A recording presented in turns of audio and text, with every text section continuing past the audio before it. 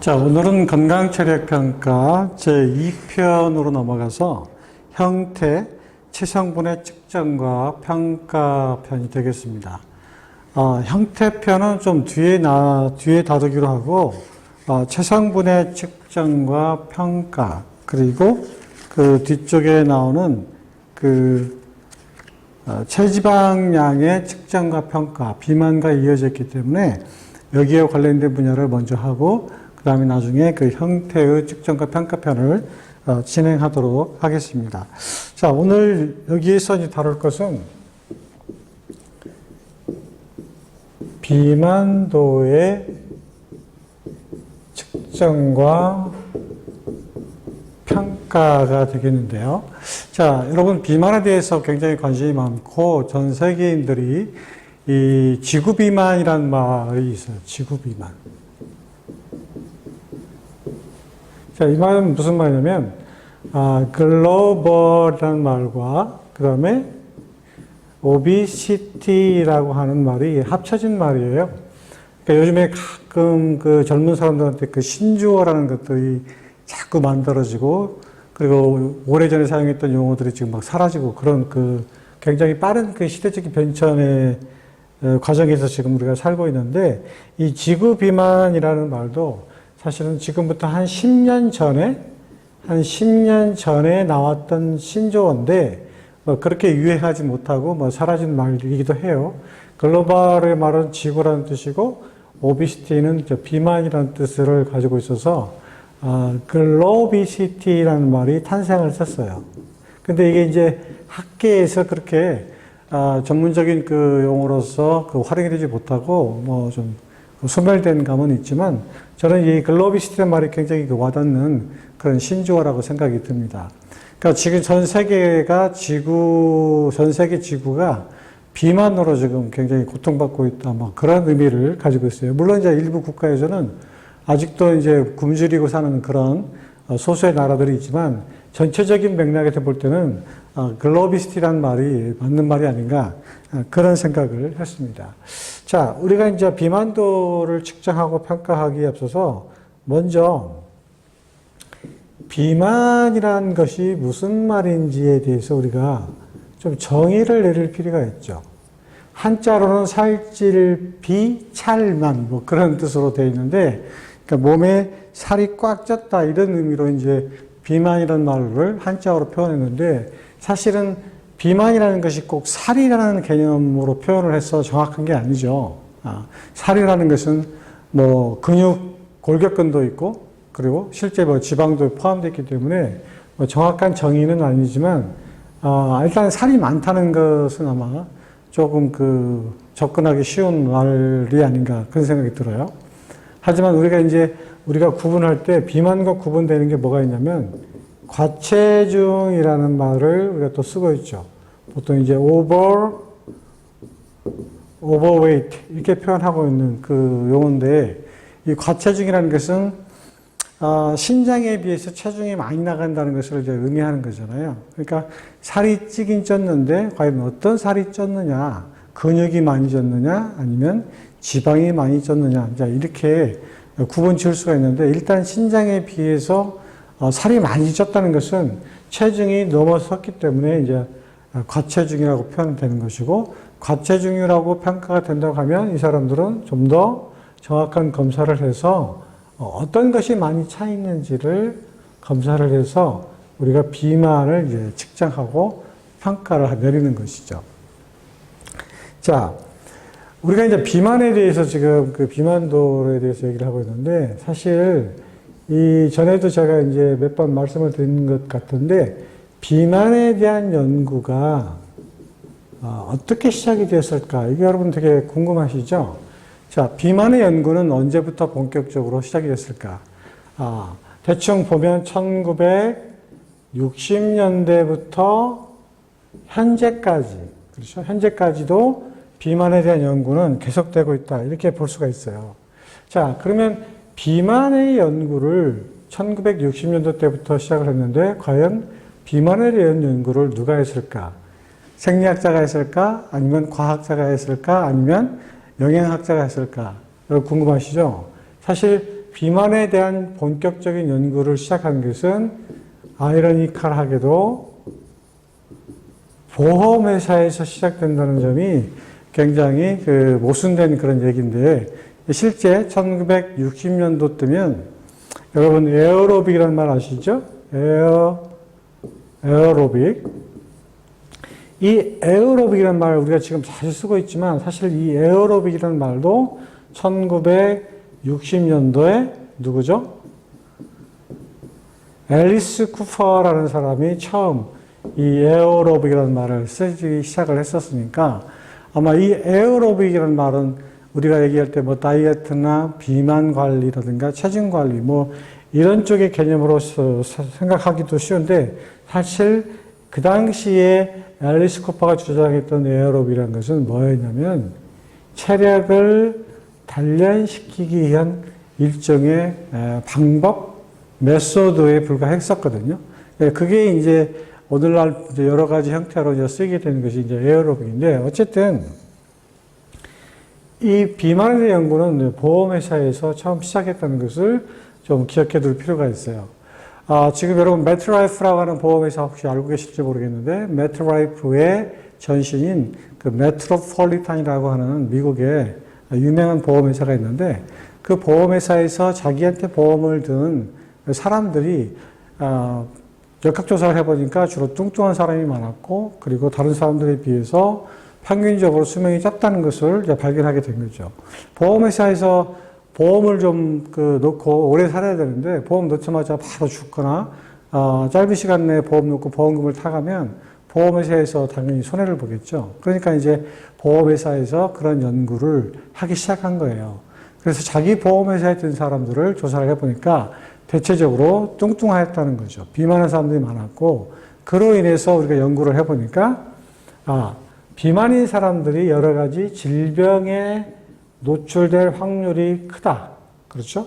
그리고 또 뚱뚱하다 보니까 용모도 손상이 온다. 보기 안 좋다라는 얘기죠. 그렇죠?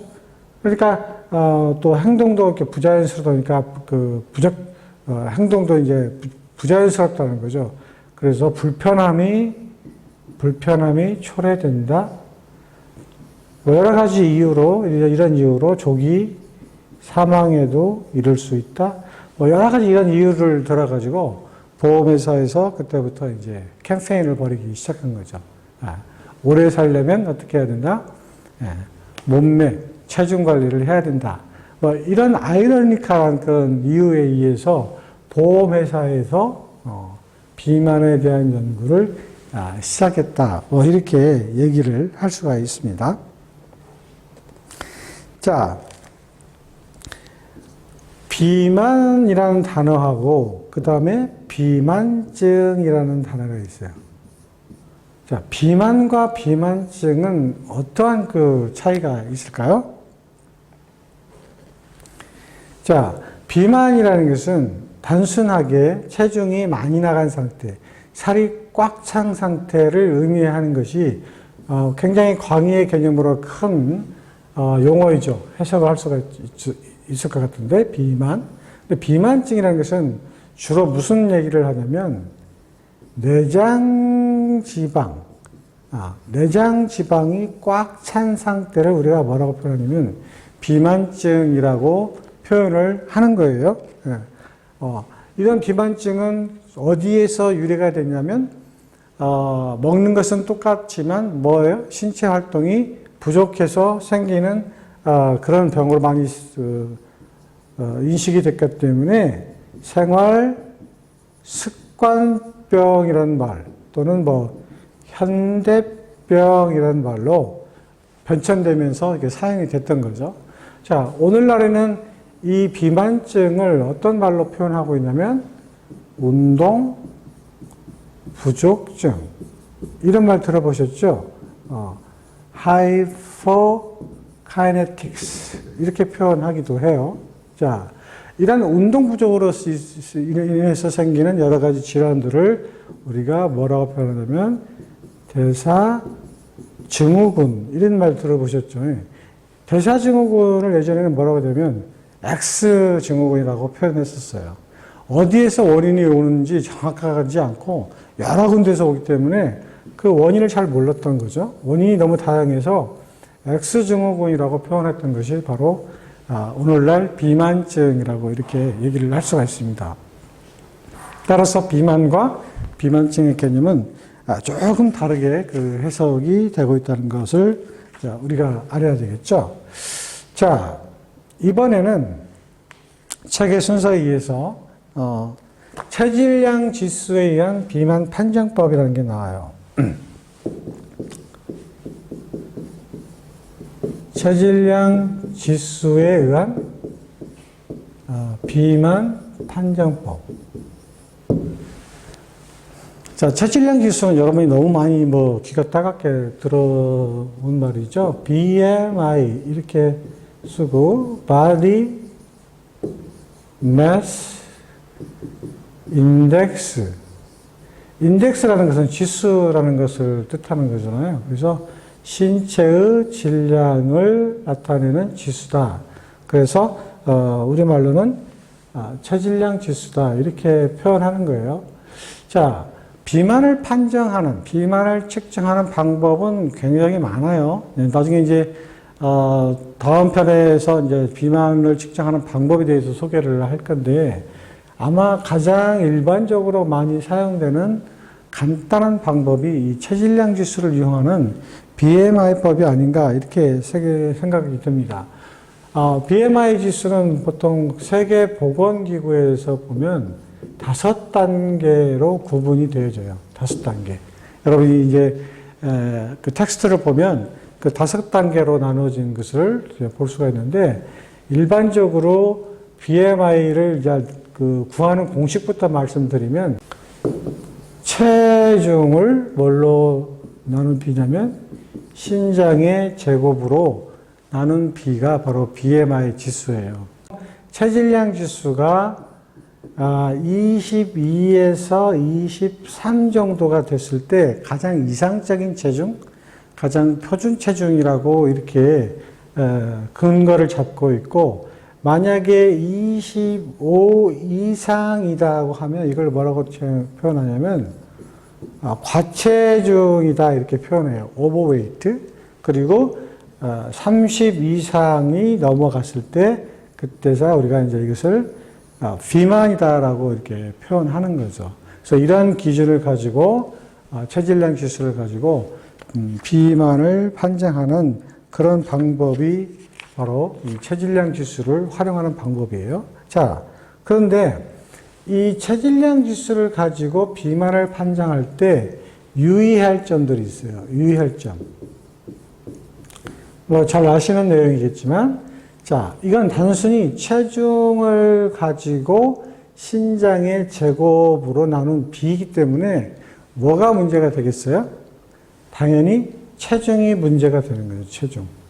자, BMI 지수는 신장과 체중을 알게 되면 비만을 판정할 수 있는 아주 값싸고 기구가 들지 않죠. 그리고 효율적으로 편하게 할 수 있는 방법이긴 한데, 문제는 뭐냐면 좀 정확성이라든가 신뢰성이 조금 떨어지죠. 그 이유는 뭐냐면 바로 이 체중 때문에 그러는 거예요. 자, 어떤 사람이 100kg이 나간다고 할 때 우리가 보통 체중을 보통 체지방과 뭘로 구분하죠? 제지방으로 하는 거잖아요. 그렇죠? 체지방은 말 그대로 지방을 의미하는 거고, 제지방은 지방을 제외한 모든 것을 보통 제지방이다 이렇게 표현하는 건데, 문제는 이 100kg이라고 하는 체중이 체지방과 제지방의 비율이 어떻게 구성되어 있느냐에 따라서 그 사람의 신체 조성은 달라질 수가 있기 때문에 100kg 온 사람을 무조건 신장으로 나눈다? 신장으로 제곱으로 나눈다? 이거 그러면 뭐가 문제가 돼요? 이 비율이 문제가 되는 거잖아요. 그렇죠? 그래서 어떤 지방이 많은지, 어떤 제지방이 많은지를 모르기 때문에 단순히 BMI를 가지고 비만을 판정하기에는 좀 어려운 점이 있다. 정확하지 않을 수 있다. 특히 특수한 운동을 한 운동선수들, 바디빌딩이라든가 근육 운동을 많이 했던 저하 운동을 많이 하는 그런 사람들은 이 지표가 정확하지 않을 수가 있죠. 그래서 일반적인 성인들을 대상으로 하는 것은 문제가 되지 않지만 특수한 그 훈련을 하거나 특수한 목적으로 몸을 다듬은 사람들한테는 부정확한 지수가 될 수도 있다. 뭐 이러한 점들을 대표적인 그 유의할 점이라고 들 수가 있고, 자, 또 한 가지는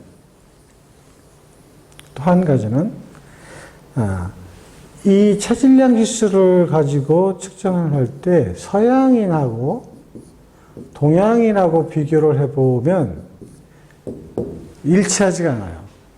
서양인은 체중도 체중이지만 신장이 크고, 동양인은 서양인에 비해서 신장이 작잖아요. 그렇죠. 그러니까 이 같은 공식을 갖고 대입을 하게 되면 서양인하고 동양인하고 분명히 그 차이가 있다. 그런 말이죠. 그러니까 만약에 아까 BMI 지수가 22에서 23이 표준 체중이다, 이상 체중이다 이렇게 얘기를 했는데, 예를 들어서 동양인이 20이 나왔다고 해도 이것은 꼭 표준 체중 이하이기 때문에 뭐 생활습관병, 비만증에 걸리지 않는다라고 얘기할 수 없다는 거예요. 그만큼 신장의 차이가 있기 때문에 동양인이 BMI 지수가 낮아도 생활습관병, 이런 그 비만에 걸릴 위험도 높을 수 있다. 뭐 이런 점을 여러분이 좀 주의 깊게 보시면 될 것 같아요. 자, 이런 것들이 이제 BMI 체질량 지수를 이용해서 우리가 비만을 판정하는 그런 기준이 되는 거고, 그 다음에 또 한 가지 비만을 판정하는 기준이 뭐냐면 체지방률로 비만을 판정하는 방법이 있어요. 자, 체지방률은 보통 fat mass, 이걸 이렇게 표현한 것은 무슨 말이냐면 체지방이라고 표현해요. 그 다음에 fat, free mass, 이건 뭐냐면 제지방, 이렇게 표현하거든요. 이 두 가지를. 자, 그러면 여기서 말하는 체지방률은 뭐라고 표현하냐면 percent fat, 이렇게 표현하는 거죠. 그래서 여기서 우리가 체지방률이라고 표현하는 거죠. 그러니까 체지방률이라는 것은 뭐죠? 전체 체중에서 지방이 차지하고 있는 비율이 몇 퍼센트에 해당이 되느냐, 이걸 이제 말하는 거죠. 전체 체중 중에서 체중이 차지하는 비율과 그리고 지방이 차지하는 비율이 있는데, 그것을 지방이 차지하고 있는 비율을 보통 우리가 체지방률, 이렇게 표현한다는 거예요. 그래서 체지방률을 가지고 보통 비만을 판정할 때 여러분이 잘 아시다시피 뭐 아동이나 청소년은 기준이 좀 다르겠지만 일반적으로 그 성인들을 기준으로 할 때 남자는 25%, 그다음에 여자는 30% 이상이면 우리가 보통 비만이다라고 이제 판정을 내리는 것이 바로 이 체지방률을 가지고 측정하는 방법이에요. 그래서 여러분 그 책에 보면 그 체지방률과 비만도의 관계로 해서 경도 비만, 중등도 비만, 고도 비만, 남성과 여성의 차이가 있으니까 이거 한번 좀 참고해 보시면 좋을 것 같아요. 자, 그런데 체지방률은 사실은 좀 그 편차가 좀 있어요. 체지방률은 보통 측정하는 그 방법에 따라서 3에서 5% 정도의 체지방률은 편차가 발생을 하는데, 이 편차는 뭐에 의해서 발생하냐면 체지방률을 측정하는 측정 도구에 따라서 약간의 편차가 있어요. 뒤에 이제 체지방률의 측정과 평가에서 제가 말씀드리겠지만 거기에 보면 여러 가지 그 측정 도구들이 나오거든요. 그래서 가장 정확하다고 하는 뭐 측정법, 또는 뭐 그나마 좀 정확하다고 표현하는 측정법, 약간 신뢰성이 떨어지는 측정법, 여러 가지 측정 방법들이 있는데, 이런 그 방법들과 그리고 사용하는 도구들에 의해서 이런 편차가 조금 존재한다는 것이, 좀 우리가 좀 그 염두에 둘 그런 그 차이점들이에요. 그러니까, 어차피 직접법이 아니고 간접법으로 측정하기 때문에 이런 편차가 생기는 거죠. 그러면 정확하게 체지방률을 계산하려면 어떻게 되냐면, 살아있는 사람을, 좀 잔인한 얘기지만, 다 그걸 해부를 해야 돼요. 그렇죠. 육안으로 다 해부를 해서 지방이 몇 % 차지하는지. 여러분, 저 소고기 소 도축하고 그 정육점에서 그 살을 갈라낸다고 하잖아요. 그때 소는 이렇게 지방을 많이 제거하잖아요. 그렇죠. 그러면 예를 들어서 한 100kg 정도의 그 고기를 그 지방을 이렇게 빼보면 뭐 한 10kg, 20kg가 지방이다. 이런 얘기 많이 듣잖아요. 그만큼 소도 지방이 차지하는 비율이 굉장히 높아요. 그러니까 그렇게 하지 않는 한 어쩔 수 없이 우리가 도구를 활용해서 측정을 해야 되기 때문에 이런 편차는 우리가 감안을 해야 된다는 것을 여러분이 좀 아셔야 될 것 같아요. 자, 그러면 우리가 체질량 지수, 그리고 또 여기에서 우리가 체지방률을 가지고 비만을 판정하는 방법에 대해서 지금 공부를 했는데, 자, 아까 우리가 그 BMI를 가지고 했을 때 가장 이상적인 BMI 지수는 22에서 23 정도가 좋고, 이상 체중, 표준 체중이고, 그 다음에 체지방률을 가지고 얘기를 했을 때는 남자는 25%, 여자는 30% 이렇게 얘기를 했으니까 25% 이하, 여자는 30% 아래가 가장 좋다라고 이렇게 평가를 했잖아요. 그러면 과연 우리가 이 기준치를 가지고 비교했을 때 이것보다 높은 경우가 있고, 그렇죠? 또 이런 케이스보다 수치가 낮을 수도 있잖아요. 그렇죠? 그러면 어떻게 보면 이 상태가 가장 좋은 상태인데, 이 상태보다 높으면 우리가 대사증후군이라든가 아까 같이 비만으로 인한 여러 가지 고지혈증, 고혈압, 그 다음에 당뇨, 요통, 여러 가지 합병증들이 있죠. 콜레스테롤도 높고, 이런 것들과 관련된 질병들이 꼭 일어나느냐? 그렇지 않다는 거예요. 자, 그럼 뭐가 문제냐면, 정상적인 체중 이하를 가지고 있는 이쪽에 속하는 사람들이 문제가 되는 거예요. BMI 지수도 낮고, 그리고 체지방률도 낮으면, 과연 이 사람은 건강한 사람이냐라고 볼 때 꼭 그렇지 않다라는 거죠. 자, 그 이유는 뭐냐면, 지금 여기서 문제가 되고 있는 것이 지방이 문제가 되는데, 그러면 이 지방 섭취가 적게 섭취를 해서 적게 유지하는 것이 꼭 좋은 것이냐라는 것을 볼 때 그렇지 않다는 거죠. 왜냐하면 지방이라는 것은 중요한 에너지 원이 되거든요. 탄수화물이나 단백질에 비해서 굉장히 높은 9kcal라는 그 높은 그 열량을 가지고 있기 때문에 굉장히 좋은 에너지원이 되기 때문에 지방 섭취는 굉장히 필수적인 역할을 한다는 거예요. 자, 그 다음에 지방의 역할 중에서 뭐가 있어요? 체온 조절 기능이 있어요. 지방이 너무 없으면 추위를 많이 타죠. 그렇죠. 그래서 이 체온을 이렇게 보호해야 되는데 체온을 보호하는데 어려움이 있기 때문에 어느 정도의 지방도 꼭 필요하다는 거죠. 그 다음에 특히 여성 같은 경우에는 그 호르몬, 생식과 관련된 호르몬, 월경 주기와 관련된 호르몬. 그래서 이런 그 월경을 조절하는 호르몬은 반드시 지방이 필요하기 때문에 여성 호르몬 조절하는데도 꼭 필요한 것이 바로 지방이라는 거죠.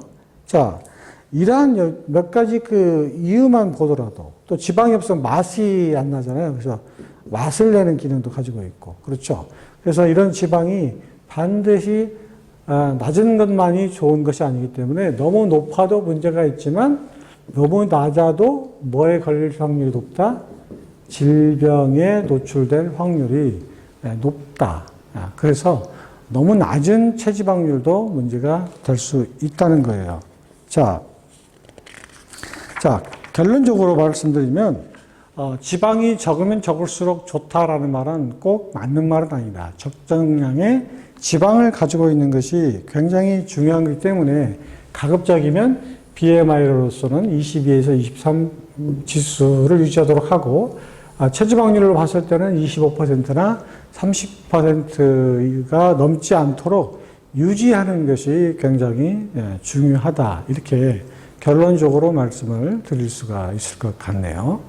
자, 오늘 체질량 지수 그리고 체지방률을 가지고 비만을 판정하는 방법, 체성분의 측정과 평가에 대해서 말씀을 드렸습니다. 다음 시간에는 그 체성분의 체지방률의 측정과 평가에 대해서 계속해서 이야기하도록 하겠습니다. 오늘은 여기까지 하겠습니다.